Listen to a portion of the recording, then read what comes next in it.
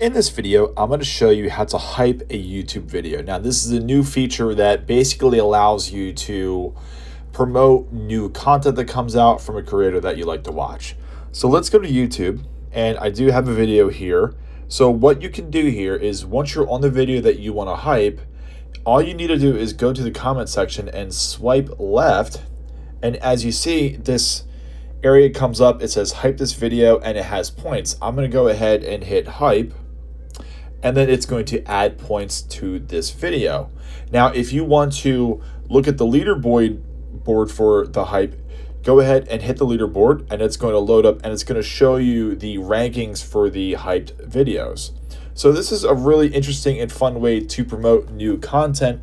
If you find yourself not being able to hype the actual video up, two things can happen. One reason is that the channel does not have it physically enabled yet on their YouTube Studio, or the video is too old. This is more for recent uploads, so it only goes to about 7 days. And so those are two things to keep in mind when you're looking to hype a video. But that's it. It's super simple and